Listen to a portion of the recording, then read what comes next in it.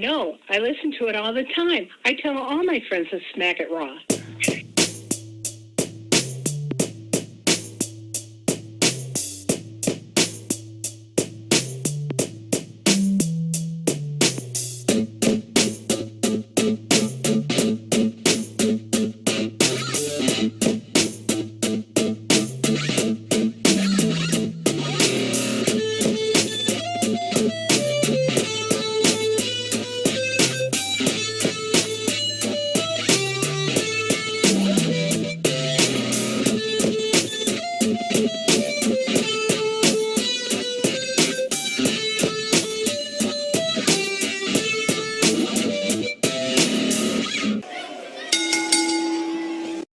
Following podcast contains mature content. The views and opinions expressed by the host are not necessarily those of the host. Listener discretion is advised.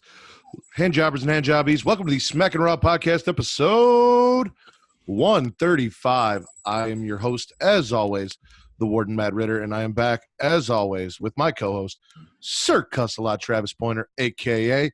the Dragon King, a.k.a. Sweet Tea, a.k.a. Big T, a.k.a. T-Money, a.k.a. T-Bag, a.k.a. Black Merlin, a.k.a. the HNIC. What's happening? Not a whole lot. So, Travis, as you know, at the beginning of every show, I need you to look up Panda GIFs. And I need to pick a song to play. So while you were doing that, we are going to go with...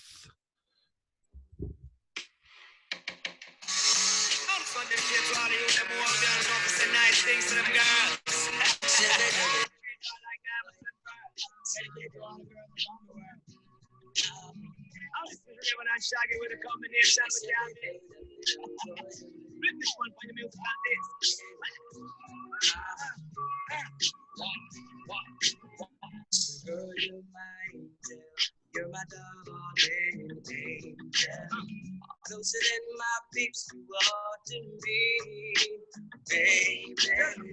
Shorty, you're my darling angel. Travis froze. Okay, now you're unfrozen. Looks like we got a panda laying on his side, licking at something. Sticking his tongue out. Yeah, chewing on something. Just watch the tongue action, man. Oh, I'm watching it. I think we can move on now.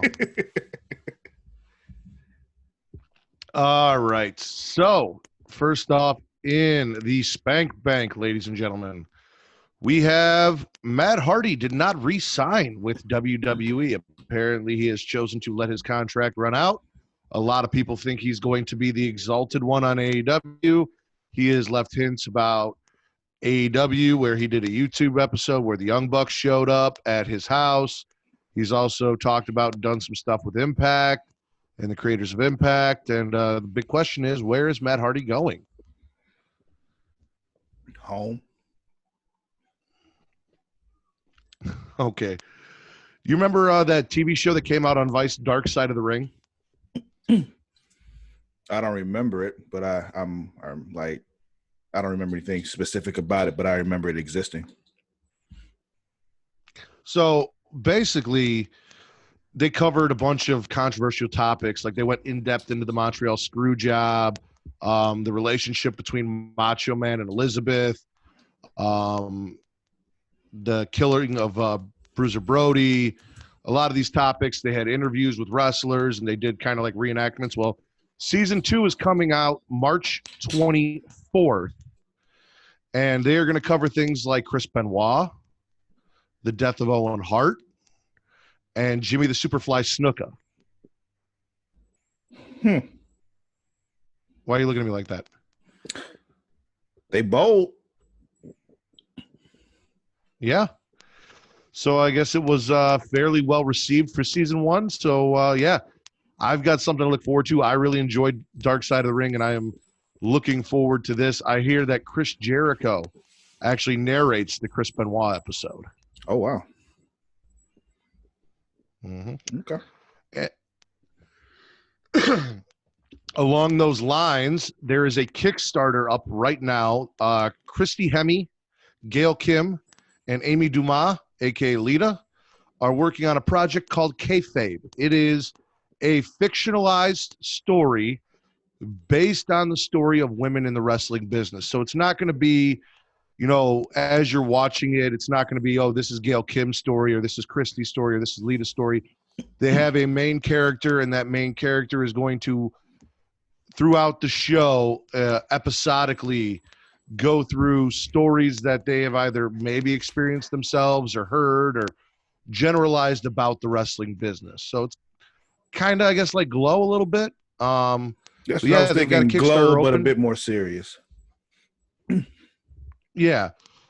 They're saying this is a show that's going to be for like Showtime or HBO. It's going to be a streaming service. It's going to be a more adult show.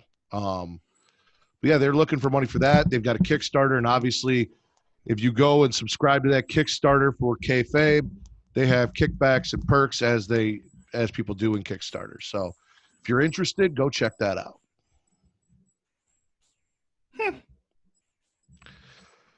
And last but not least, it was announced that on 3/16, we are getting Austin 3/16.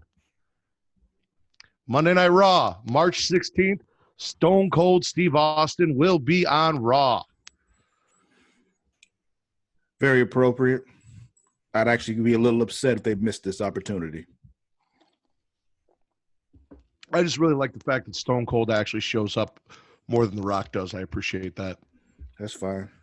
Rock is a big time movie star, so he does what the fuck he wants to do. All right, Trev. So, you didn't know about this, but before we get into the show, so Twitter's been going really well for the Smackin' Raw podcast. I, being the ambassador of the Smackin' Raw podcast on Twitter, we just broke over 800 followers. So all of you who are following us on Twitter, following me on Twitter, I appreciate that. And I have created some relationships with other podcasts and people on Twitter. One of that being a podcast that I talk about frequently, the Get Yo Wrestling Podcast Boys, who are local Chicago talents. And 2 episodes ago, because they just dropped a new one, they do this thing called Sweaty Sessions. And in their Sweaty Sessions, Sweaties are like real hardcore fans. And these are like sessions for real hardcore fans. In honor of John Cena and the release of the Ruthless Aggression era thing, they all wrote their own kind of wrestling raps. So the rules were supposed to be that you are a wrestler and you're rapping against a wrestler. And Jay, who actually probably did the best one, that's what he did. He was the Usos rapping against the New Day. And then Charlie just kind of wrote a diss rap, which I also enjoyed, against JBL.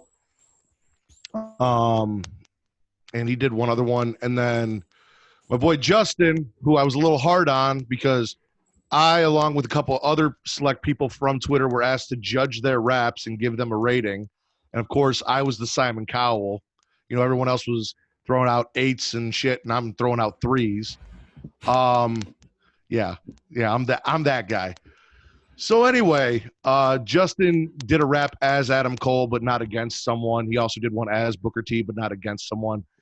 So I took points off for that because if it's in honor of the Doctor of Thugonomics, or as Travis calls him, Dr. Seuss in a baseball cap, it's got to be a diss rap. It's got to be a diss rap.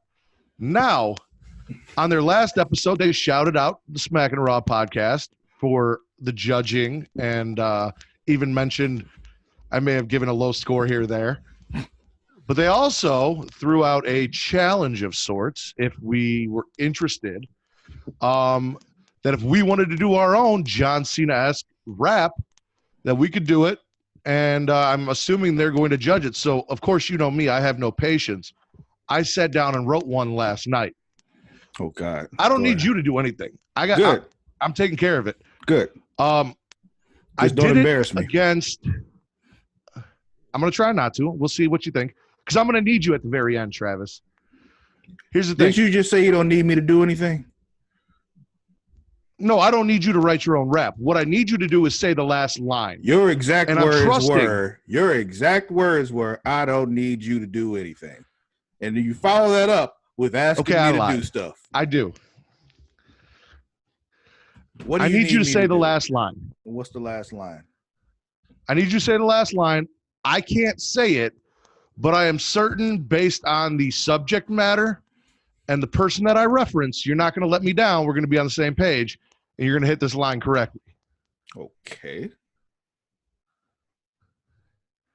I feel like based on the person I'm rapping against, because I am going to be John Cena rapping against Hulk Hogan.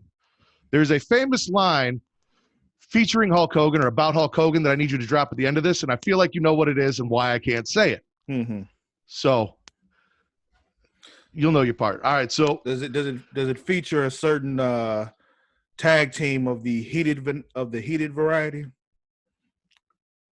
it does. So yeah, when it's your time, I'm gonna need you to throw that line out there in your best impression. Other than that, I'm probably gonna embarrass the shit out of myself, but this is Smackin' Raw podcast, and I got no problem with that. So without further ado, Okay. here we go.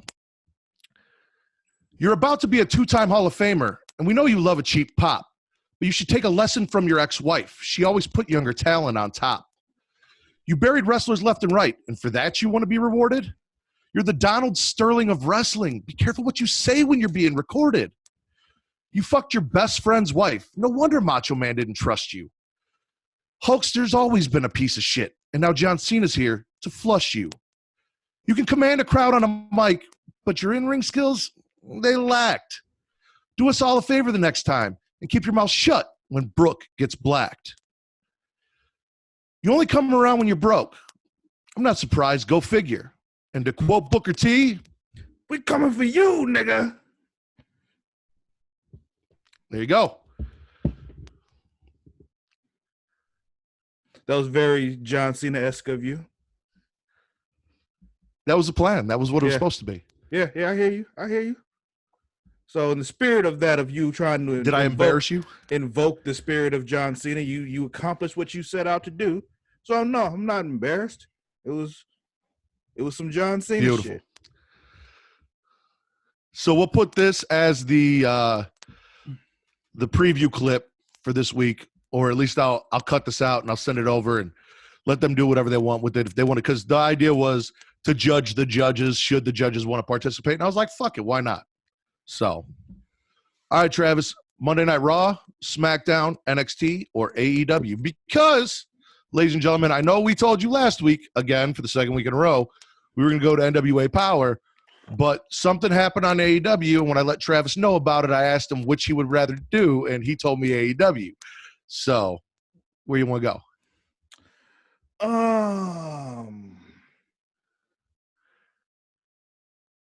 Fuck it, let's start there. Go to AEW. All right. So we kick it off with our new AEW champion. By the way, Travis, I know you're not going to go watch it. AEW Revolution was fantastic. There were a lot of really good matches. The Hangman Adam Page, Kenny Omega versus the Young Bucks match was great. Orange Cassidy versus Pac, if you can go find that on YouTube, I know you'd really enjoy that. That was a really fun match. We saw what happens when Orange Cassidy tries. So that was good. So when you and say then he obviously, tries, did he how long did it take before he actually took his hands out of his pocket?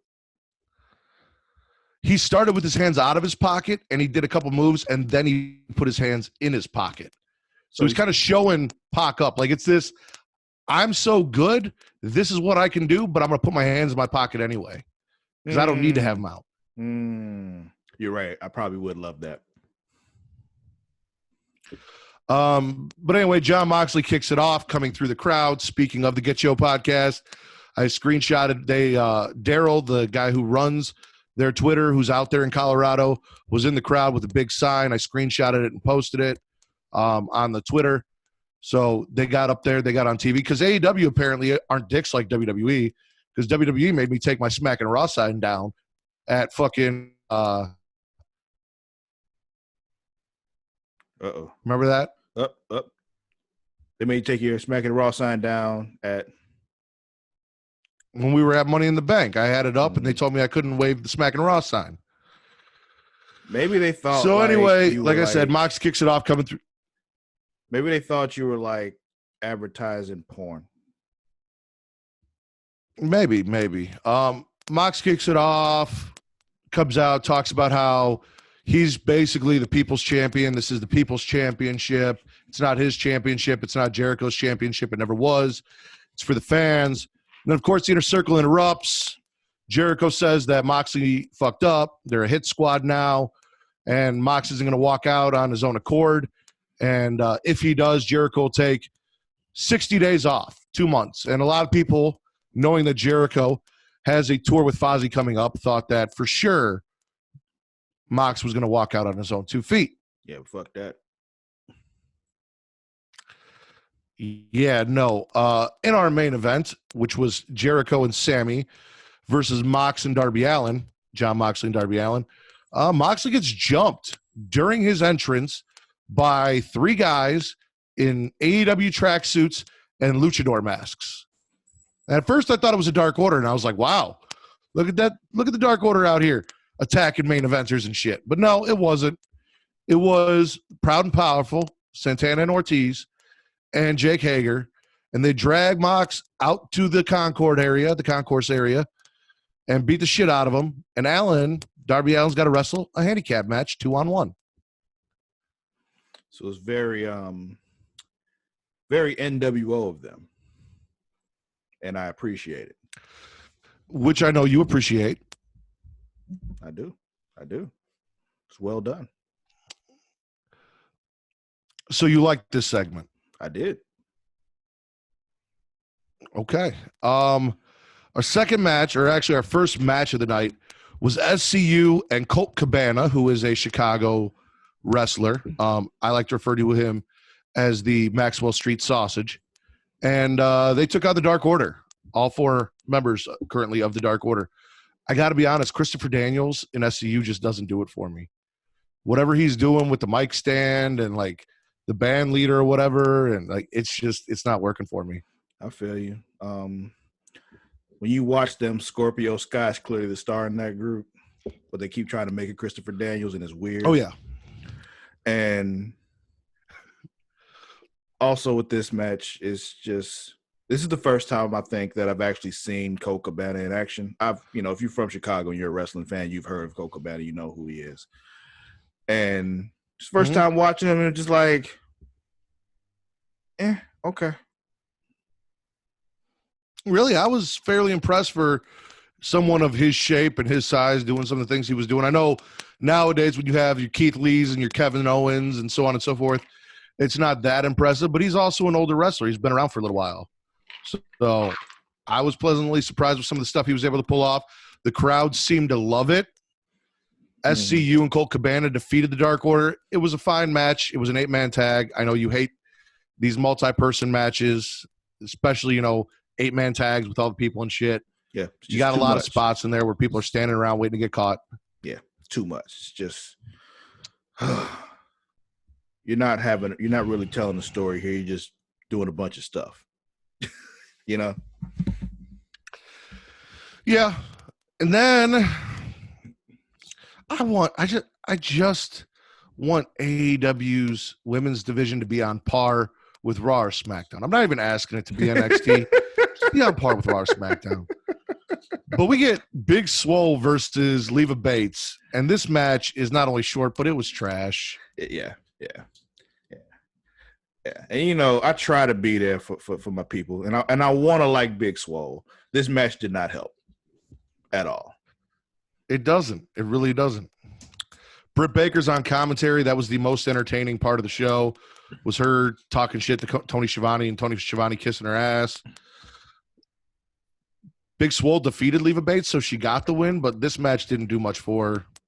No. Leva Bates was down in NXT too, so I kind of expected a little better from her going out there. So I don't know if it was chemistry issue or if it was a Big Swole issue, or maybe the reason she's not with NXT is because she's not that level of superstar. Something was going on here. Yeah. We're going to save the best for last since we already jumped to the main event. So we're going to hold off. We got Pac versus the least entertaining member of the Best Friends, Chuck Taylor, who doesn't wear Chucks, which Travis and I just don't appreciate. I got to say this. It's not that the guy's not talented. He was talented as shit in ring in this match, but his look, his presentation, the fact that he doesn't wear Chuck Taylors, he is the least impressive member of that group next to Trent and Orange Cassidy, in my opinion. Yeah, his skill is solid. He's just boring. Mm-hmm. Like, as a character, he's boring. I will say that after Pac defeats Chuck Taylor, Trent gets in the ring and Orange Cassidy steps in between them and they get face-to-face again after their match from Revolution. And I got all the feels for that. I was like, oh, yeah, let's do this. Come on, Orange Cassidy's pissed off. But the Lucha Bros come down, who also came down during Orange Cassidy's match against Pac and took out the Best Friends. They attack Trent and Orange Cassidy. Pac gets on the mic and says that he, along with the Lucha Brothers, are now known as the Death Triangle or Triangulo de la Muerte. Okay. I mean, nothing for the Death Triangle. I mean, this is a very AEW seeming thing now. We've got the Dark Order, the Nightmare Collective, the Butcher and the Blade. Now we've got the Death Triangle. Like, other than the Inner Circle, everything's very like dark and death, which I have no issue with.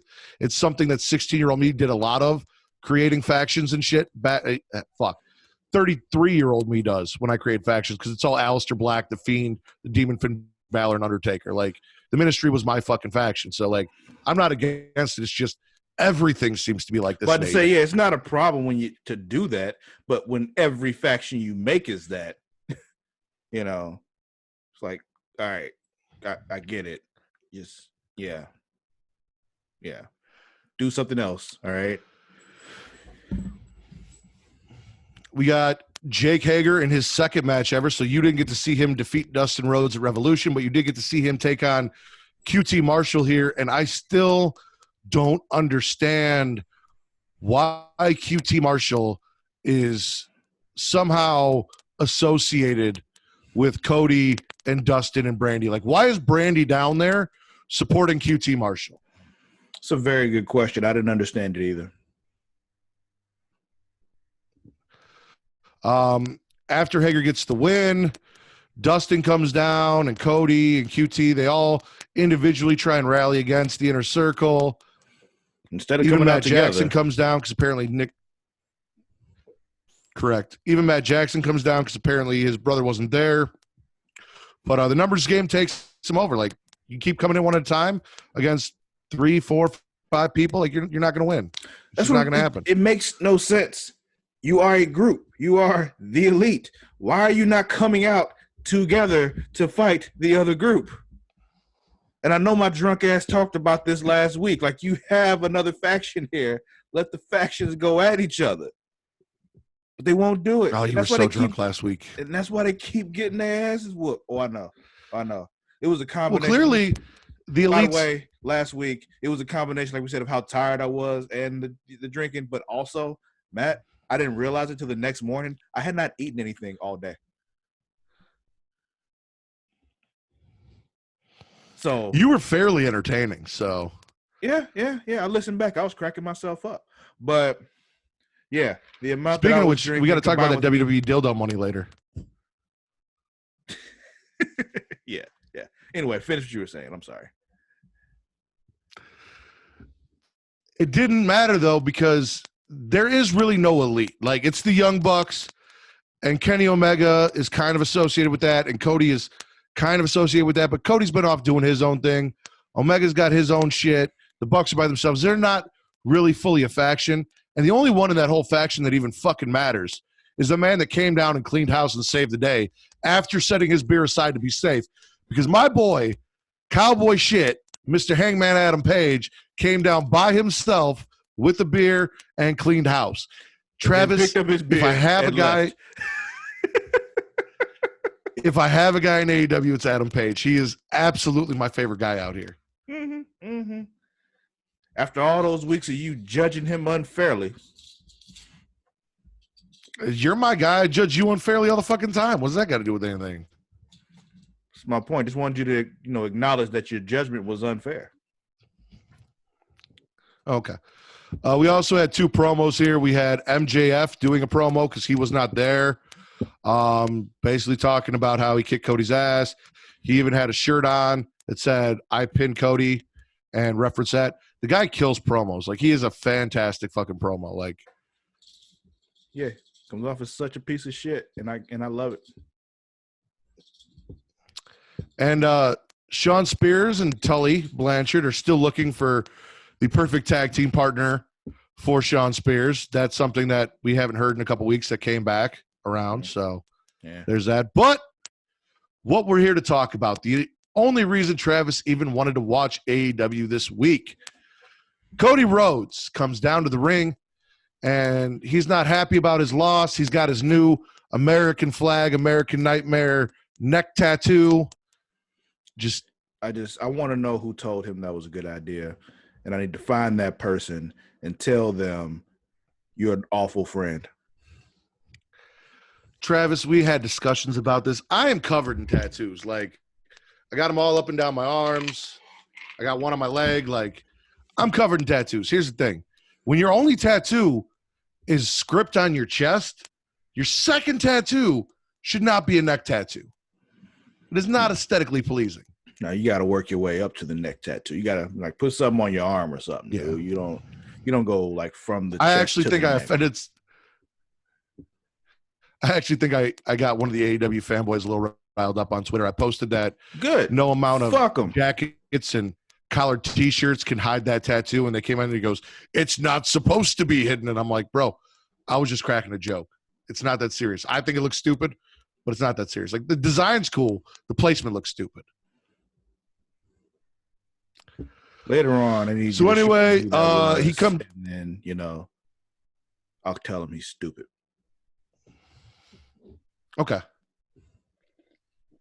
So Cody comes out to bitch about MJF. He wants MJF to come down and look Cody in the eyes and tell him that he pinned him fair and square. But we don't get MJF. Did he pin him fair and square? No, he pulled a Chicago.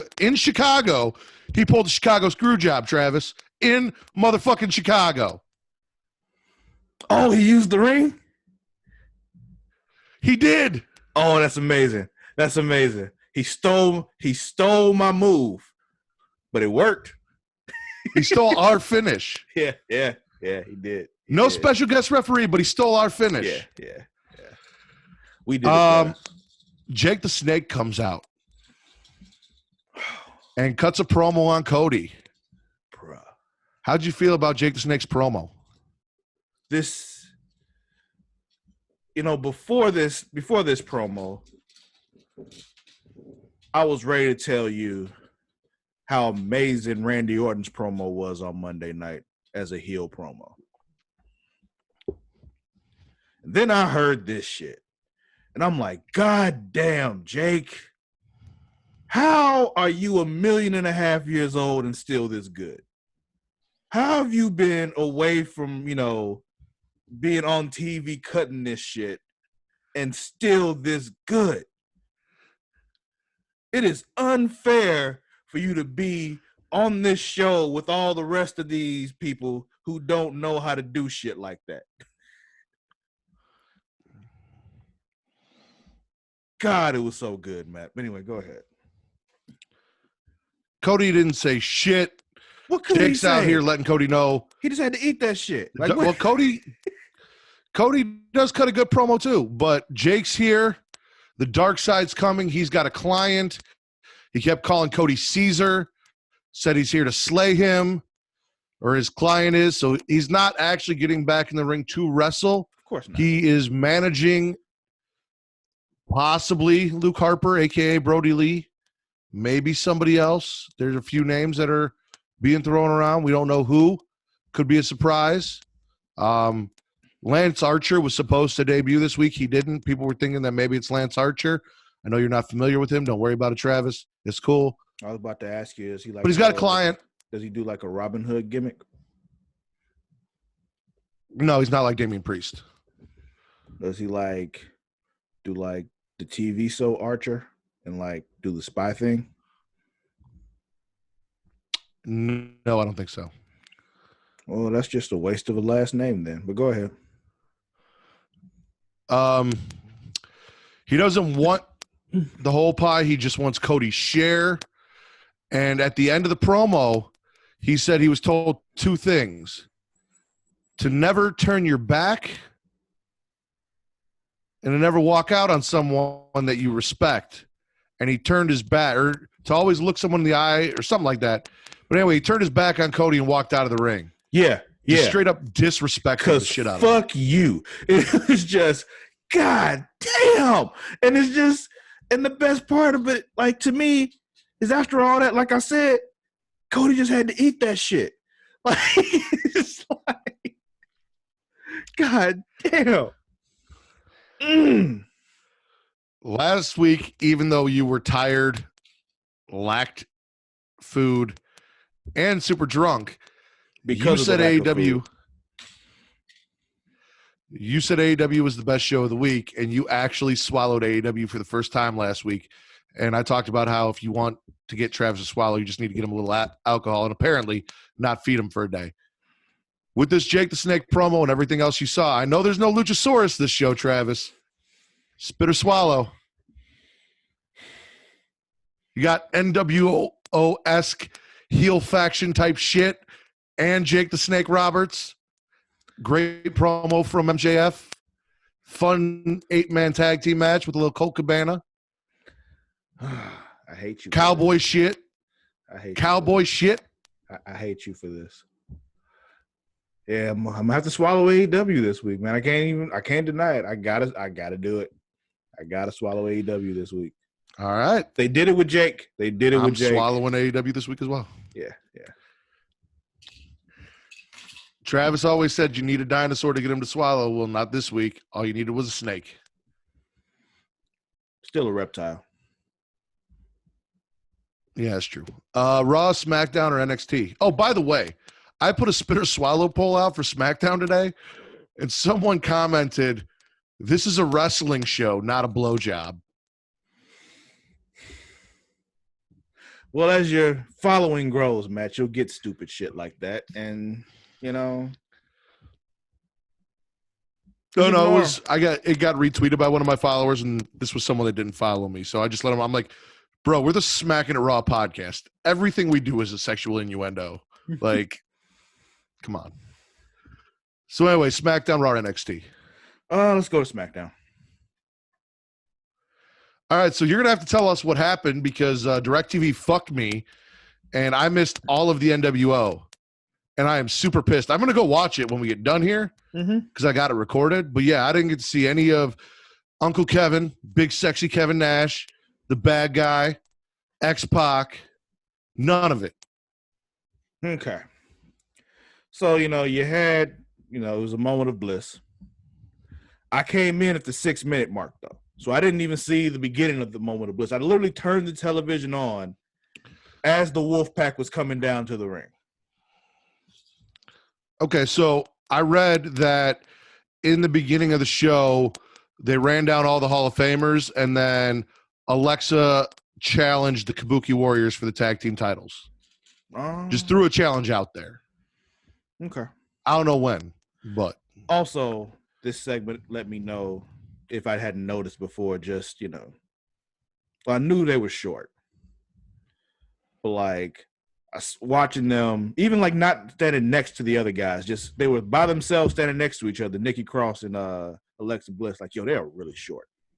It's just, like, I think, like, it's one of those things, like, I knew Alexa was short, but I hadn't really paid attention to how short Nikki Cross was, too. I'm like, wait, I think she might be shorter. And it was just, okay. Anyway, back to this. So I turned the television on, and here comes the NWO coming down to the ring. And not just any old part of the NWO. This is the Wolfpack. This is the heart and soul of what the NWO was. It was, big, sexy Kevin Nash. Was X-Pac ever part of the... Yes. Really? Yes. Now, you're thinking of two different things here. You're thinking of when the NWO split and formally formed the Wolfpack. That name came from Kevin Nash, Scott Hall, and X-Pac in the beginning when they were part of it. There was like an inner part of the NWO. They just called themselves the Wolfpack. That's where that name came from. Okay. Yeah. You follow me? I'm with you. So Wolfpack's here on a moment of bliss. Yeah. So they're in the ring. They're just, they're just talking shit, chopping it up like the Click always does. And then, here comes Sammy and Cesaro and Shinsuke. Sammy's talking this shit because, that's what Sammy does. Does it very well. Things get a little heated. Kevin's making fun of Sammy. He says he looks like he said Sammy looks like Seth Rogen after he's just had the flu for 3 days.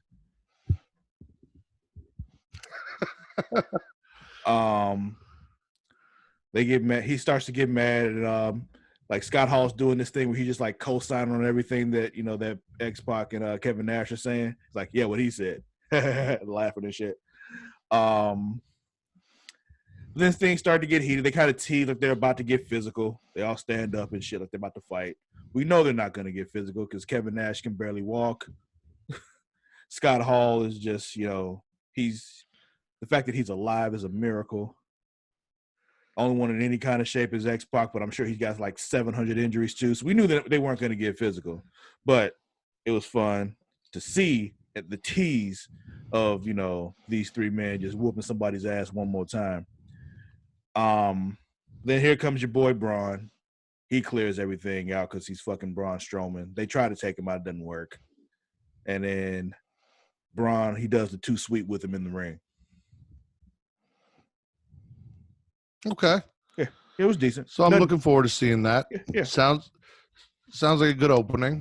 Mm-hmm. I came in right as Naomi was making her entrance because we had, as we dubbed them last week, American Booty versus the Boston Hug Connection.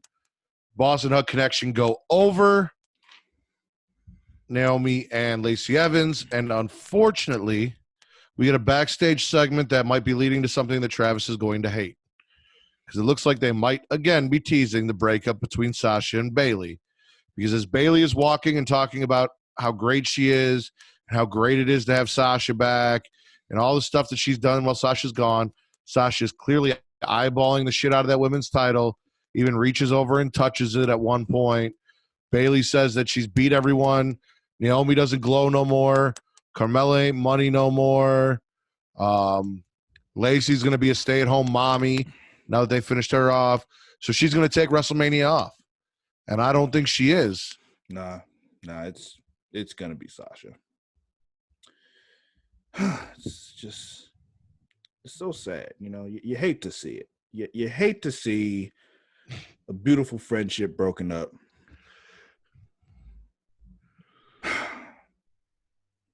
It saddens me, Matt. It saddens me. Especially when they had that awesome lesbian storyline going on before that they could use to break them Well, up. we knew that about. wasn't going to happen. It's just you that was hoping for that. It was there, Travis. No, it wasn't. We got That's why I was so willing to make that bet with you about it. Anyway, go ahead. We got a backstage interview. Caleb Braxton. No. I owe you nothing. You are all paid up. I don't know, man. I think you owe me something. Hey, did you go in the group and take a guess of what new title Michael Sean Willis bought? Because he said if we guess it correctly on our first guess, he will donate $25 to the podcast. And I guessed that it was the NXT Championship, and it was not the NXT Championship. So if you haven't guessed yet, my suggestion is you go look at everything available on WWE Shop. I'm thinking he really likes Shawn Michaels. I saw it. Don't worry. Okay. I have a plan. Okay. So anyway, there's that. But see, you have Kofi this issue of you keep trying to play fair. I play to win. Anyway, continue. Okay. Kofi's getting interviewed by Kayla Braxton along with Big E. Big E is just spending the entire time trying to seduce Kayla, which I found entertaining as shit. Big E shit. Mm-hmm. Kofi's talking about, it was Kofi Mania last year, and that was great, but he's not Al Bundy. This isn't Polk High. We can't look at the past. We got to look at the future. And much like the past, before WrestleMania, Kofi's got to run a gauntlet and do an elimination chamber before we get to WrestleMania. just like last year when Kofi was in a gauntlet and an elimination chamber before he got to WrestleMania. So was he. So was Big E. Big E had to do one too. Mm-hmm. Then we get Sheamus versus Apollo Crews. The racist undertones of this match were stark, and I hated every minute of it. But go ahead. No, go ahead. Talk about that a little bit. I'm just fucking around, dude. Like, I was gonna say, I thought maybe you were gonna talk about how Sheamus is as white can be. Yeah. That was the joke. Is he like him being super pale white, beating up on the black dude? Yeah. And Apollo Crews is black, and he put him under his boot, like crushed him with his boot. I don't know. I thought you were gonna go somewhere with it. I'm sorry. No. So he does win. Apollo Crews, before he came out, got an offer for help from Shorty G. Let me tell you something. I'm with Apollo Crews. The fuck do I want Shorty G's help for? Exactly. Like, why would I want you? I wouldn't want his help either. Like, you are clearly useless. No, I don't want your help. You know what? Go find We had a Titus. handicap match. Where the fuck is Titus? Yeah. Worldwide. Where the fuck you at? Be useful. See if maybe the New Day want a fourth member. They don't. But Well, Dana Apollo. Brooke is still there. If Dana Brooke is there, Titus should be there too. Worldwide is still around in some form. Why are we still not doing Dana Brooke Batista stuff? I have no idea. I have no fucking clue, and that bothers me too. I don't even care if they're even still talking. I don't care if Batista actually smashed or not. It was entertaining as shit. Do more of that. Exactly. Like during her match. Speaking of guys who were never on, they should have just had a video on the Titantron of him just watching. Like they pre-record something and just have him just looking on the Titantron like he's just watching her. Speaking of guys I forgot were part of the roster and on TV, Drake Maverick shows up backstage, tells Drew Gulak, "Hey, I want in. Like, put me in, coach. I want a shot." Drew's like, "Listen, bro, there are levels to this shit, and I don't think you're ready for Daniel Bryan." He is not. Curtis Axel was ready. Heath Slater was ready, but you're not on that level. You are not on a Heath Slater, Curtis Axel level. Nope. He is not Curtis Axel. And I still don't know if he consummated his marriage, and I'm not happy about that. Why do we just drop that too? I need answers. Same reason why not the same reason, because anyway, I was about to say the same reason why we dropped that shit in AEW Brandy's faction that was supposed to be, the most interesting thing in the women's division. But, I don't know, I guess Awesome Kong is dead or something. Yeah. Daniel Bryan is then sitting there listening as Drew Gulak is explaining to Drake Maverick how he's got a bunch of weaknesses that he sees in Daniel Bryan's roundhouse kick. And when Drew realizes he's there, Dan's like, no, please continue. I'm interested to know what these weaknesses are. And then he challenges Drew to a match at Elimination Chamber, which, by the way, I know it's got 2 Elimination Chamber matches, but this card is underwhelming as fuck for Elimination Chamber. Like, I'm going to watch it. John and Caroline and Eric are coming over. Like, I'm going to watch it, but underwhelming as fuck. Yeah, it's the last pay-per-view before Mania. It's usually hard to give a fuck about that one. I don't know. I'm looking forward to that, even though this is like goes against my nature. I'm looking forward to this tag team elimination chamber match though.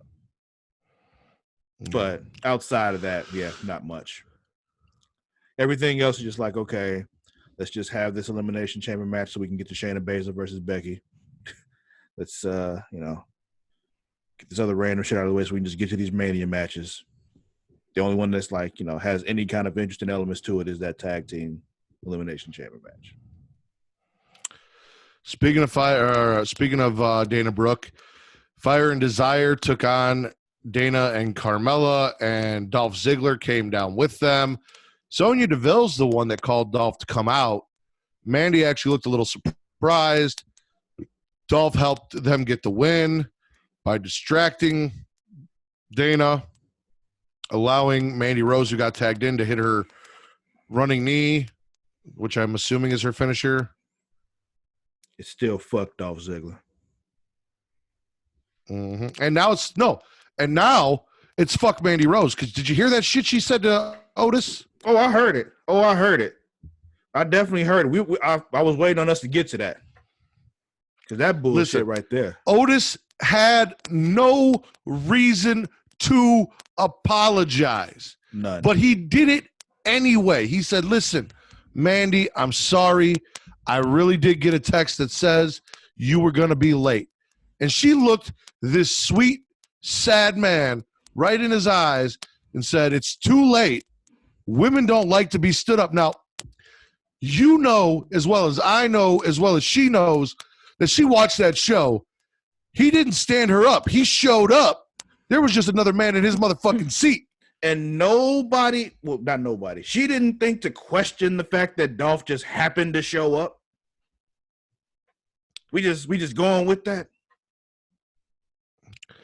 Travis, fuck Mandy Rose and fuck Dolph Ziggler. Yes, I would gladly fuck Mandy Rose, but yes, it is still fuck Dolph Ziggler.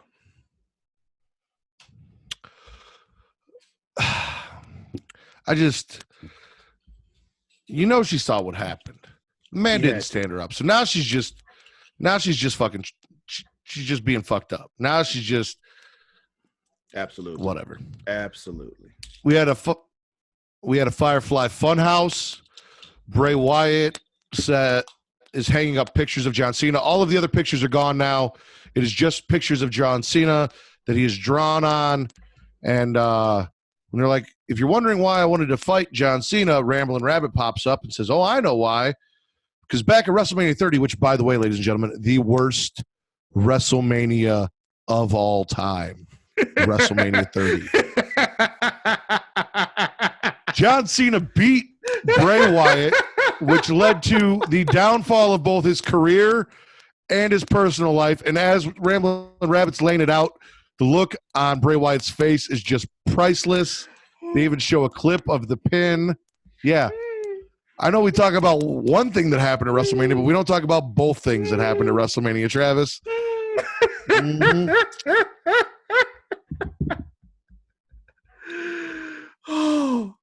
Worst WrestleMania of all time. Oh, shit. I didn't even think about that shit. Oh, that's so good. Mm-hmm. Yeah.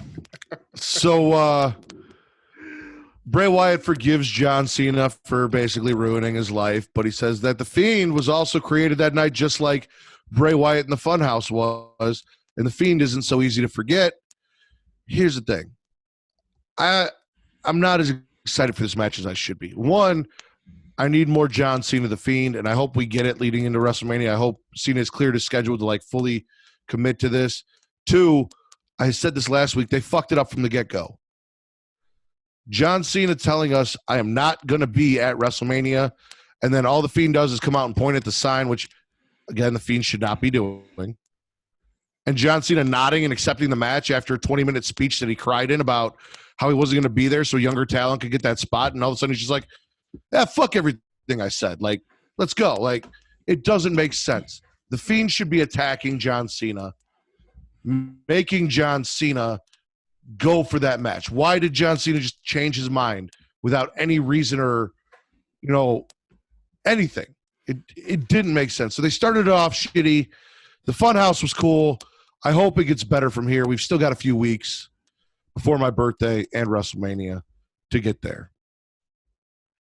Indeed. We also had Corbin and Elias backstage. Corbin's going to give us his plans for WrestleMania, says we're not going to talk about Roman Reigns anymore and him. We don't do that. That's over.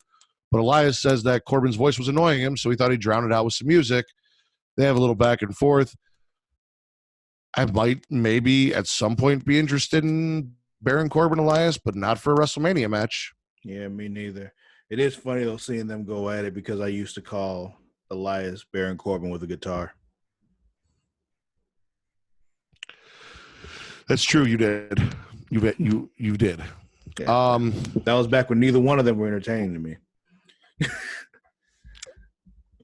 Last but not least, we have a gauntlet match to close out SmackDown. There's a tag team gauntlet, and the winner of this gauntlet match is the 6th entrant into the Elimination Chamber. Sir. To kick it off, what? Shocking. I tell you, shocking is what this match was. What's shocking? Oh, okay, yeah. So the fact that Heavy Machinery started this match with the New Day and Heavy Machinery beat the New Day and the Usos. Shocking, sir. Shocking. And the tag team champions. Oh, and the Lucha House Party, but yeah, who gives a shit about them? No shit. Yeah. Unfortunately, they I knew are they were literally going. just I there knew to take that. I knew when we found out that Rude and Ziggler were the last team. Yeah, the Rude and Ziggler were winning. Yeah, I'm not talking about the result. Yeah, this is more of Bruce Pritchard hating fat people and wanting to torture Otis. Is that what it is? That is all this is. It's Bruce Pritchard of all people hating fat people. Bruce Pritchard. Yeah, well, it's self-hate, Travis. It's self-hate that he's projecting out into the world. Is that what Here's the thing. I listen to something to wrestle with. I hear the kind of shit that Bruce Pritchard tries to justify from the past. He is not the man that needs to be in charge of creative, and that is very clear. There are some very bad directions that the WWE has gone that Bruce Pritchard has fully justified and argued for. Such as? I can't think of any off the top of my head, but quite a few times. So you don't have any examples. What the fuck was throwing out accusations without any facts to back it up, sir? 100%. I call bullshit. Well, go ahead. Okay, let me ask you this. What's the worst WWE program right now? The worst WWE program right now.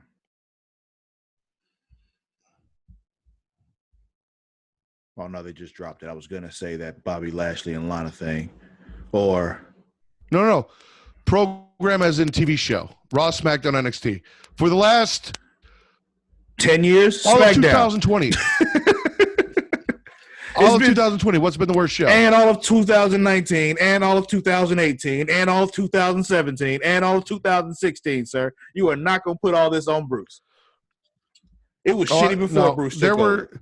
It was shitty before there were Bruce points took in over. time. Okay. And there were shitty times beforehand, too. He hasn't made it better. Okay. He hasn't made it worse either. It was already shitty. I don't know. That whole Roman Reigns dog food thing was one of the worst things I've ever seen. And that has Bruce Pritchard written all the fuck over it. One of the worst. It's been worse than that before. Like I said, we suffered through that Lana Rusev and Bobby Lashley thing for like 3 months. I've actually gotten away from listening to Something to Wrestle With and even Eric Bischoff's show and listen to more of our fellow podcasts over on Twitter. So I'm going to have to get back into it. I will find you examples. I will write down examples, and I'll make sure to bring them up later. But there has been a lot of shit that I've heard him justify. The Conrad's been like, what the fuck is this shit? And he's like, what do you mean? That's good shit. And he tries to explain it and make it sound great, and it was just fucking trash. He does it all the time. And that's the kind of shit he likes. So that's why I'm saying what I'm saying. But I'll get examples for you. I've heard him do that, but I really feel like he was just fucking with Conrad. But go ahead. Nope. That's what he likes. That's his creative mind. Especially because he's part of a lot of it. Anyway, like we said, Dolph. You want to know what else he was a big part of, though? What's that? What's that? The Undertaker. No. Yeah. One of your favorite feuds ever, Undertaker and Kane? Yes.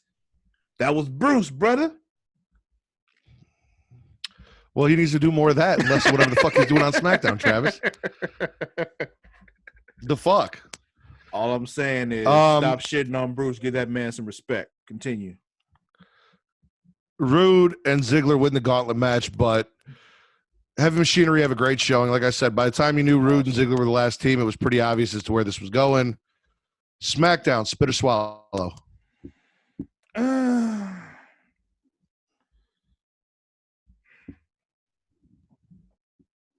I mean, I got to see the Wolfpack, so that was cool. Got a very surprising, great showing from Heavy Machinery. Problem is, everything in between was just bleh. Well, I'm spitting because I didn't see the Wolfpack, so all I got was a little bit of fun from Heavy Machinery, and everything else was just bleh. Yeah, I guess I have to spit it too, because it's just. I mean, you can have two very, very well toasted pieces of bread, but if everything in the middle of the sandwich is shitty, you just. It's still a shit sandwich. Yeah, exactly. Raw or NXT? Let's go NXT. So we kick off NXT and close NXT with cage matches. The first cage match, Dakota Kai taking on Tegan Knox. What'd you think of this cage match, Travis? I wanted to like this way more than I did.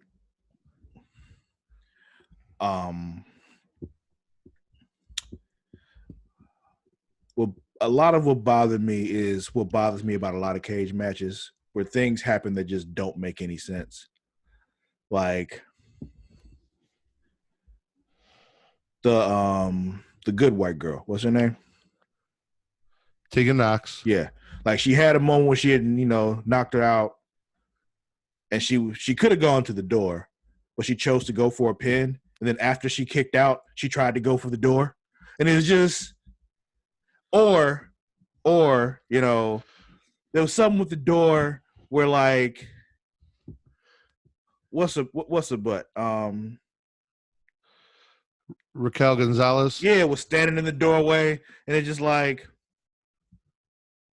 that's dumb. You could just dive out. Like, it's just like there's nothing stopping you from getting out, but we have to act like this is stopping you from getting out. So there's a lot of bad logical points in this show surrounded by good wrestling. And it was just like, I wanted to like this so much more than I did. You see what I'm saying?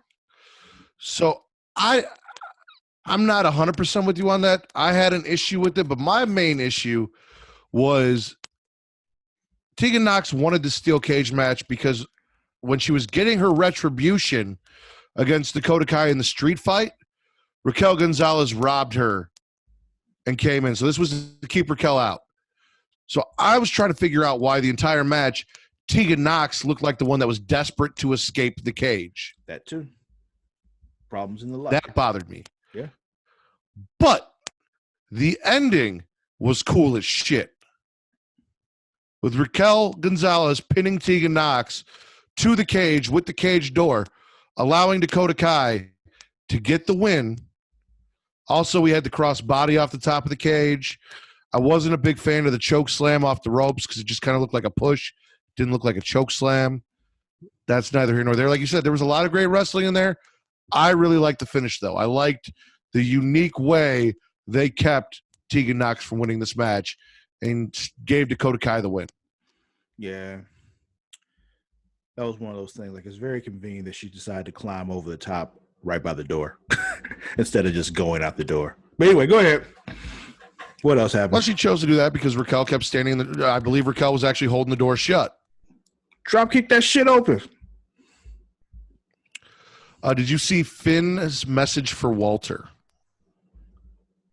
Negative. Did you see Chelsea Green versus Shotzi Blackheart, my wife's favorite wrestler? No, because she's the one that comes out in the tank, right? Yeah. No, I didn't see that shit, and I still haven't seen her come out in the fucking tank. Did you see the Limitless one? Keith Lee? Oh, I sure did. Our boy Keith Lee is here. He's got 1 million challengers for the North American title, one of which is Cameron Grimes. And Travis, listen, we talk about this. Full Sail doesn't boo anybody. Like, Except the last person that they booed, motherfucker. the last person they booed like this was Tommaso Ciampa after he turned on Johnny Gargano and he came out with no music and was just straight up like the biggest heel. Like, we talked about this, I don't think you remember. He had this awesome shirt that said Blackheart, and it was like a sugar skull. And people would ask him where they could buy it, and he'd be like, "What do you mean? This is my shirt. Why the fuck would I sell it to you? I don't want you wearing my merchandise." This is for me. This isn't for you. Shit like that. So he would get booed. That's the last person I've ever heard get booed. But Cameron Grimes They booed Charlotte a couple got weeks booed ago. out of the fucking. Well, that's Charlotte. Well, yeah, I say because she don't go there. But it's just, Yeah. yo, listen. They didn't boo her like this, though. Listen, I heard my new favorite chant during this segment. No one likes you. It was just. I'm like, oh my God, that's so mean and that's so good. I love it so much. But here's what was great about this whole segment. Every time Cameron Grimes tried to talk, the boos were just deafening. You couldn't understand a word he was saying. They let Keith Lee command the audience. Keith Lee would stop. He would quiet the audience down. He would start to speak. Cameron would interrupt. Boos would come back. But you saw the presence and the command that a Keith Lee has over that audience, and that was beautiful to see. Also, I'll say I noticed this when he first started his promo. It was just like, this man was clearly inspired by The Rock, because you could tell when he first starts to speak, he stops and does the pose with the mic, kind of like The Rock used to do before he started talking, and just the way he delivers his promos is kind of like it's almost the same as The Rock, except he doesn't speak in the third person. Yeah. Keith Lee's handing out equal opportunity ass whoopings. He shoves Cameron Grimes out of the ring and says, if you want a shot at me, you can have it next week. So next week on NXT, North American title match, our boy, Keith Lee, versus the Dirty Harry. I don't even know what he is. Like, he's like a cowboy, but he kind of looks like Jack the Ripper. Like, I'm not even really sure who he is. I just know no one likes him. You skipped something, and I'm thinking you were assuming that it wasn't good enough for Hulu, but it was. What did I skip? The Rhea Ripley stuff. What Rhea Ripley stuff? They were showing her, and she was talking about, what she's got coming up at WrestleMania. She went to like the arena and all that shit, and it was like a backstage interview promo thing. Kind of, yeah. Like, she didn't come out. No. It was like a video package kind of thing. Yeah. I actually think I might have missed that going back and forth between Twitter and on my phone, the show. So why don't you, if you want to talk about it a little bit. I mean, there's nothing to talk about. I told you already last week. After last week, it's all Charlotte Flair in this match for me. Fuck Rhea Ripley. Because I actually thought it was very strange that on Monday Night Raw and on NXT, we had no presence in ring from Charlotte, Bianca, or Rhea Ripley. This is true. Did you see the tag team match? Those two white guys that you never seem to remember, Birch and Lorcan, Oni and Danny versus the Undisputed Era? Yeah, I remember the Undisputed Era. I don't remember who they were facing. Okay. So Danny Birch and Oni Lorcan, who are two guys that are also on 205 Live, which you don't watch, lose to the Undisputed Era. Then the Undisputed Era challenges the Broserweights. Undisputed Era challenges the Broserweights. Matt Riddle comes out and babbles on about horsecock for some reason. I didn't understand it. He was high. Just don't worry about it. Yeah, no, he was talking about fucking his horsecock and Pete's horsecock and the crowd's horsecock. Like, it was weird. And then the Grizzled Young Veterans jumped the Broserweights, declared themselves next in line, said, fuck the Undisputed Era. But that doesn't matter because I also believe next week we're going to get the Undisputed Era versus the Broserweights in a rematch from TakeOver for the NXT tag team titles. And the Grizzled Young Veterans are going to interfere because, yeah. I could like these guys if their tag team name wasn't so fucking stupid. Yeah, I still wouldn't care, but I feel you. Like, they do good heel work. Do they, though? They're a good heel tag team. Do they really? Yeah. Yeah. The Grizzled Young Veterans, not the Undisputed Era. I know who you're talking about. I'm not impressed, but Teach his All own. right. Did you see Swerve versus Austin Theory? Swerve was on this week. So we'll get to it. You saw the Johnny Gargano backstage interview with Mauro Ranallo showing his heel chops. Yeah, they could have cut that shit and gave me the Swerve match. Well, this was all why, Johnny, why? And we really didn't get an answer. He says Ciampa knows why. He says Mauro knows why. I still don't know why. I actually thought this was a great job. Mauro didn't know why. That's why he was asking. Well, Mauro actually did say he knew why. But I thought this was great between Johnny and Mauro, the way that Johnny got in Mauro's face and kind of ran Mauro off and played into like his anxiety and some of the other stuff that we've heard that Mauro has, and just like really embracing this heel character and being a complete and total dick to one of the more beloved non-wrestling members of the NXT roster. I guess it was okay. It's just I saw two very masterful heel performances this week, and compared to those two, it doesn't compare to me. But you know, I hear you. And last but not least, before we do Not Good Enough for Hulu NXT edition, I got finessed as fuck last week and the week before. And I'm here to admit it. Velveteen Dream finessed the fuck out of me because he is playing checkers and I am playing tic-tac-toe, ladies and gentlemen. I said it on Twitter. I'm over here worried about, is Velveteen Dream a heel or a face, and how I can't root for this man because of what he's doing. What he's doing isn't even what he's doing. What he's doing is just moving a pawn to get to the queen, and the queen is the NXT champion, Adam Cole. Yeah. DREAL. That's what I was trying to tell you. That bro. was just... Stop trying to put him in a box. He don't fit in your box. Travis, it was masterful. It was beautiful. Like I said, I got finessed the fuck. Let him out, win. like... He let him win, Matt. Because he didn't care. It wasn't about Roderick Strong. Shit. He's like, no, I want this. It was never about Marina.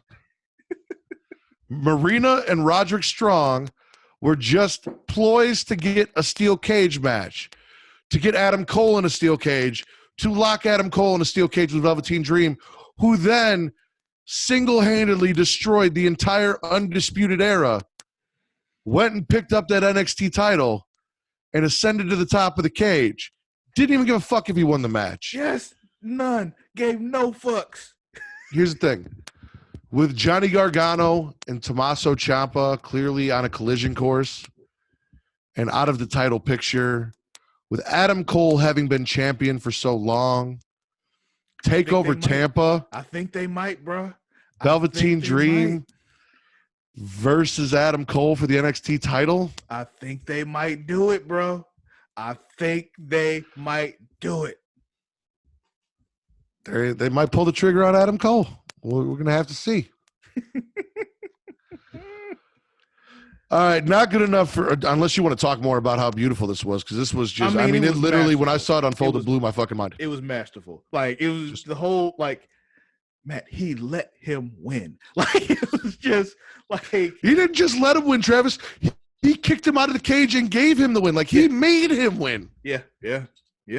Because he wanted Adam Cole. Whew. All right, not good enough for Hulu NXT edition. Finn Balor sends a message to Walter about the little attack and him being NXT UK champion and who Finn Balor is, and it's a pre-recorded, kind of like what you said the Rhea Ripley thing was. Then we got Chelsea Green versus Shotzi Blackheart. The winner of this is entered into a tournament that will determine the new number one contender for the NXT Women's title after WrestleMania. So the winner of Chelsea this Green actually gets the win here. To decide some other shit later. Gotcha. Yeah, it's like a qualifying match. It's qualifier. Chelsea Green beat Shotzi Blackheart. I was not happy about that. I'm a big Shotzi Blackheart fan. Chelsea Green does Christian's Unprettier as a finisher, but she calls it the I'm Prettier, not the Unprettier. That's clever. I don't know. I'm not sold because Robert Stone is Robbie E. Do you remember Robbie E. from TNA? Were you watching at that point? Mhm. Yeah. So it's Robbie E. and Chelsea Green, both former members of Impact, and I'm not sold on this whole thing yet. I'm not feeling it.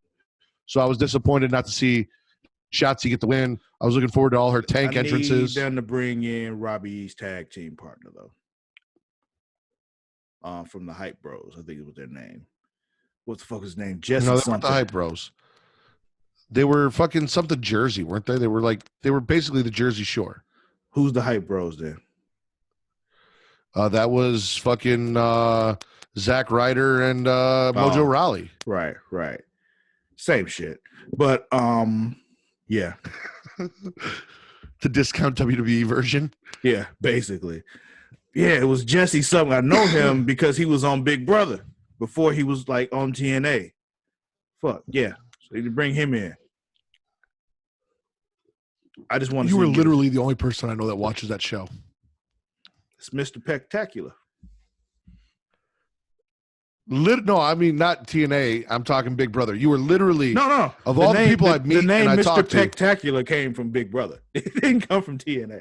Anyway, kind of like the Miz came from Real World. Yeah. He called himself Mr. Spectacular because he had like huge specs used to make his titties jump. But yeah. Last but not least, we had Austin Theory outside talking about how he is already the greatest competitor in NXT and how young he is and how amazing he is. And Swerve comes up and he's like, "Oh, really? That's what you think? You think you're the greatest ever? Why don't you come prove it in the ring?" And Austin Theory beats Swerve, Travis. There is this really great move where Swerve had Austin Theory's arms like pinned behind his back, and he was laying on one, and the other one he had the foot, and he like stomped it, and you heard a snap, and it like made me cringe.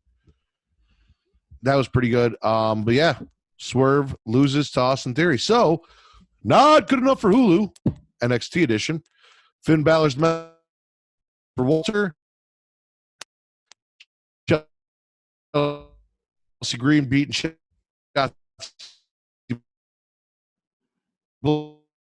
Blackheart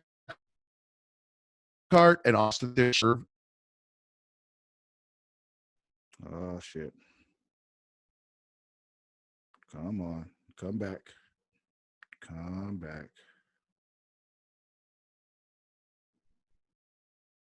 Ladies and gentlemen, we've had a technical difficulty here. Shit. Hello. You there? Yeah. Yo, I have no idea what the fuck just happened there. You froze, and then I was made the host. I don't know what the fuck happened. Yeah, this whole thing just closed it just closed all the way out. And then it opened back up. It's still recording, apparently. So. Okay. We're probably not going to edit this shit out. So if we're still recording, you guys hear this. Travis's shit just fucked up. I ended the meeting and called back in, and then he was here. But yeah. I didn't do a thing. Yeah. And now the audio sounds weird, too, so it's probably going to be really weird at this point. But anyway, go ahead. What do you mean the audio sounds weird? You just got way louder. That's all. Oh, okay. Yeah. Swerve loses to Austin Theory, and then you went like this. And then I thought you were doing the thing you do at Mara, where you pretend to be frozen, but you're not really frozen. Oh, no. So I was actually babbled for a little while. Yeah. I was actually, I guess I was actually frozen for you. But no, I do that with Mara all the time. I just now I know though, she's kind of on to me now. So when I do that, I have to hold my breath so she doesn't see me breathing. Oh, I know because I listen to the Super Flashy Arrow podcast, which you guys can find at facebook.com/group/Super Flashy Arrow of Tomorrow or facebook.com/Creation World and on YouTube and on Pornhub where you guys find this podcast. And I noticed that you guys still, with only one show to talk about, did a fucking 50-minute episode with only one show to talk about. We didn't just talk about that show though. We talked about the Arrowverse in general. I know. I know you filled that time, sir. I got to give the people I what they want, I brother. looked and I was like, oh, there's only Black Lightning. This is going to be quick. And then I looked and I'm like, 52 minutes. What the fuck is he going to talk about Black Lightning for 52 minutes? No, it was good. It was a good talked show. about Black Lightning for longer than NXT, the show was happening. What's that? NXT, spit or swallow. Well, I'm swallowing the fuck out of this. Yeah. Which Like, only leaves Monday it was Night in Raw. my mouth. I swished it around and I gargled it and then I swallowed it. Monday Night Raw, we kick it off with Paul Heyman telling us why what happened at the Royal Rumble didn't mean shit for Drew McIntyre eliminating Brock Lesnar. This was actually a really great segment. So, yeah, Paul Heyman does his Paul Heyman shit. Drew comes out, hits a Claymore. Brock sells the shit out of it. Like, I hate Brock Lesnar with every fiber of my being, but the way he is putting Drew McIntyre over, and not just Drew McIntyre. How can you hate Brock? He put on a masterful performance at WrestleMania 30.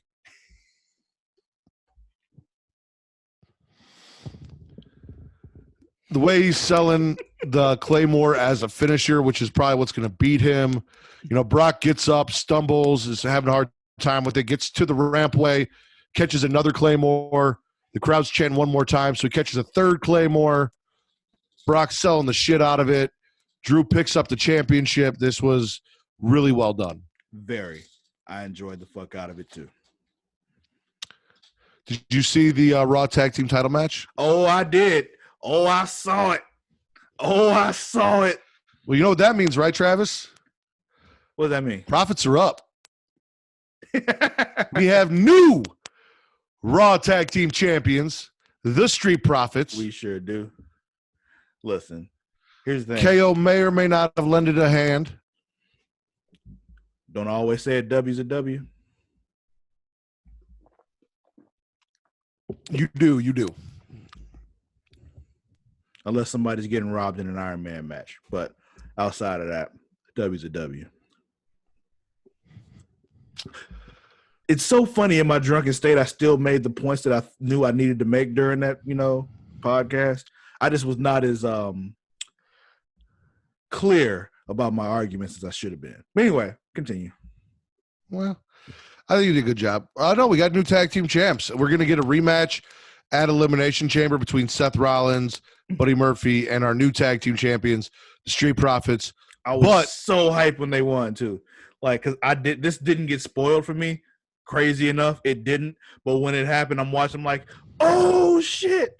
I'm like dancing around the living room and shit. The dogs judging me. It was fun though. I was so happy. They put the titles on the black guys. They did. Bruce Pritchard wouldn't have done that. Anyway, I mean, he put the titles on the New Day. So Riddick Moss. Did you see Riddick Moss versus Ricochet? Yeah, let's ignore the facts that go against your argument. But go ahead. 100%. That's how we do things here. Riddick Moss versus Ricochet. No, there was no Pretty Ricky on the Hulu.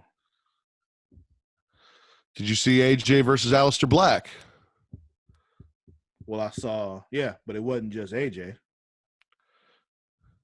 Well, yeah. So the match was supposed to be AJ versus my boy Aleister Black. Unfortunately, AJ said that the contract that Aleister signed stipulated that to get to AJ, Black's got to defeat Hot Carl, which he does. Yeah. I'm like, okay. Then he says, Aleister versus Hot Carl, I'll watch this. I'm like, he's going to make him fight Luke Gallows next. And he did. Then he says, actually, it says you also have to beat Luke Gallows. Aleister Black does. Then they all jump him. And then AJ defeats Aleister Black. There was no interference from The Undertaker, but Travis, despite your insistence that The Undertaker is going to fight Roman Reigns at WrestleMania. Oh my God. Dude, I have no idea what the fuck I was talking about at that point, man. I'm telling you, that last 15 to 20 minutes, I wasn't worth shit. Like, dude, you are a trooper for getting through the rest of that. Because, like, I'm just looking at him like, yo, I did not make this easy for him at all. if you guys didn't listen to the last episode, and I highly, highly recommend you do. Yo. If you missed it, episode 134 is the episode of the Smackin' Raw podcast to listen to.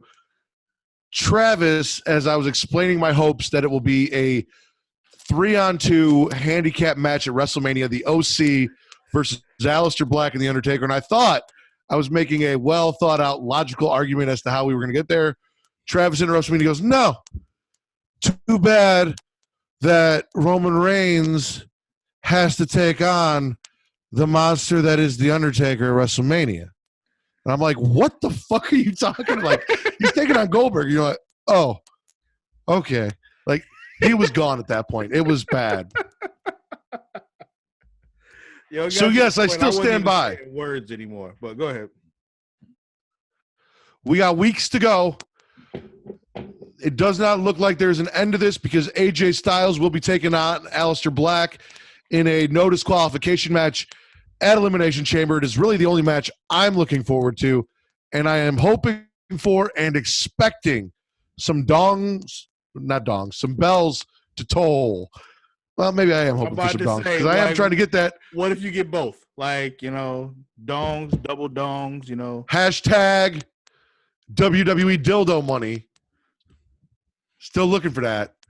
Gongs. Yeah, I want the gongs to toll and The Undertaker to come out and an alliance, at least for WrestleMania, to form between my all-time favorite wrestler and my current favorite wrestler on the Raw roster.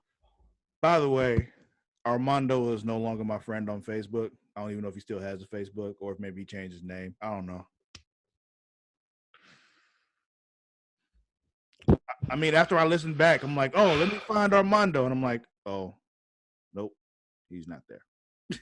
There you guys go. There goes our dildo connection. My brilliant idea for the Hall of Pain. Travis is the best there is, the best there was, the best there ever will be. I mean, we didn't even talk about, how the Big Red Machine.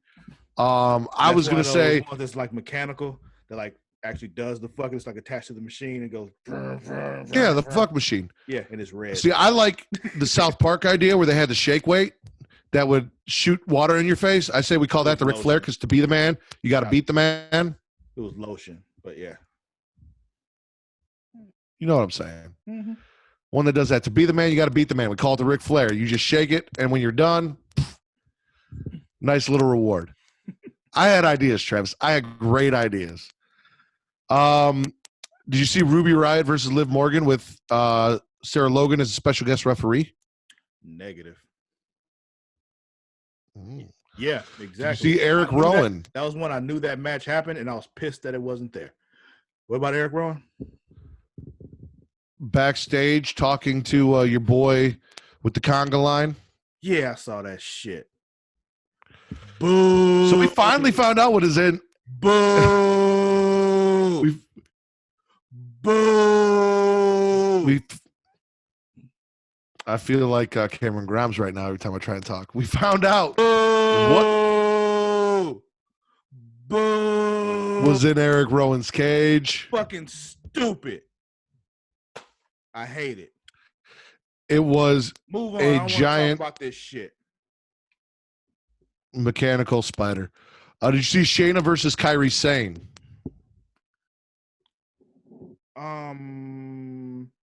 No. Did you see Humberto Carrillo and Rey Mysterio versus Angel Garza and Andrade? Yeah, I got it down here as a Latino tag match.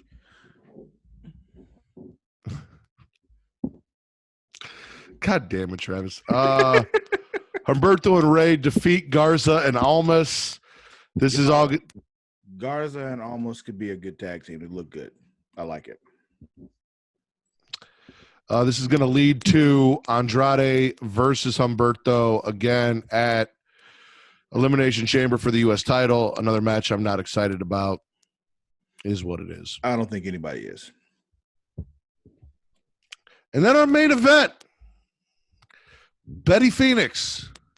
The Phoenix one is here to tell us what's going on with her husband. And we all knew, I think everyone knew, that Randy Orton was going to make an appearance, was going to have a conversation.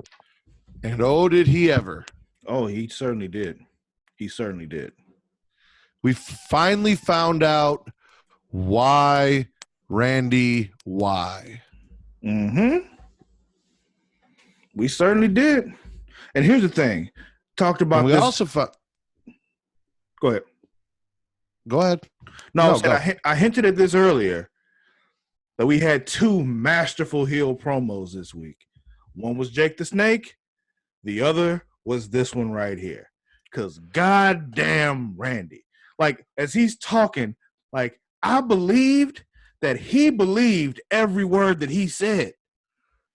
Because he's just fucking evil. And he just thinks that the shit he did is okay. To think that the shit that he did was necessary. Like, damn. How is he that good? The gist of it is, without getting too deep into it, Randy Orton loves Edge. Randy Orton wanted Edge to be able to continue to spend time with his wife and his daughter. And Edge is basically, like most wrestlers, an addict for the crowd and a risk taker. And Randy felt like the love that he got from the crowd was going to lead Edge to do dangerous things that could potentially end his livelihood. So he took Edge out before Edge could cost himself his livelihood, and then went on to blame Beth Phoenix for being an enabler to basically calling Edge a drug addict. Because he's so fucking twisted. And this is how his crazy, twisted mind works. And it's just, oh, this is so good. I'm sorry. Go ahead. Beth is almost crying, or did cry a little bit, as as Randy is just berating her for her role in this, and how basically none of this would have happened if it wasn't for her. And then she slaps Randy. Randy says something else. Did I write it down? I don't know. But did there was take something notes. else that followed that slap. Then she kicked him dangerously close to the dick. So I thought Randy said, fuck you. A lot of other people were saying Randy called her a bitch.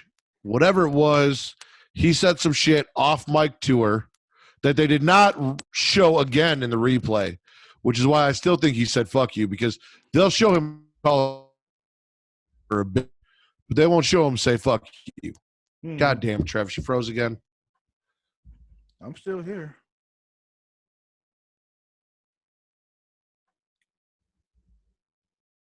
Are you going to come back or?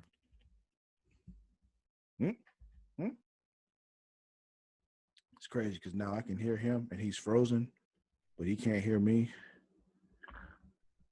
I'm looking. Yeah, my internet connection is just gone. There you are. All right. You there? You do it again? Yep. Yeah, same shit happened again. I don't know what's going on. Something with the internet, man. At least it's at the end. Like you said, Beth kicks Randy. He RKOs her. And finally, people from the locker room actually came down to look on somebody that Randy Orton has attacked. They didn't give a fuck about Matt Hardy, including Rey Mysterio. So Rey Mysterio only gives a shit about Latinos and white women, but not white men. It could be all women. We don't know this. Could be all women. That's true. Randy hasn't attacked any women of color yet, so we don't know. Yeah, he only RKOs white women and Latino males. So that is true. I don't think I've ever seen Randy Orton RKO any. No, Nia Jax. He did RKO Nia Jax. Oh, he did at the Rumble. You're right. Which brings me to my point. Opportunity RKOer. Here's the thing. Because people were, the way they were selling this is like it's just so horrible that he did this to Beth Phoenix. Why is it so horrible that he did this to Beth Phoenix? It's not. Listen, there were people outraged on Twitter, and I just ignored them because it's fucking wrestling. I watched Stone Cold Steve Austin beat the living dog shit out of Lita with a steel chair. Like, this is not domestic violence. This is not, It's a scripted TV show. All right. And like, it was it's an not RKO, real. man. Like he just, and he also, like I said, a month ago, or like, well, it was 2 months ago now, I guess. RKO'd Nia Jackson in the ring. Was that okay? Were y'all mad about that too? They probably were. I don't know where this weird sensitivity to shit like that came from, but y'all need to get the fuck out of here with it. If you were listening to the Smackin' Raw podcast and that RKO offended you, I strongly suggest you just stop watching wrestling because you don't get it. You just don't get it. You don't get at this point. You just don't get it. All right, Travis. Monday Night Raw, spit or swallow. Swallow. And NXT, AEW, or Monday Night Raw. What was the best show of the week for Travis?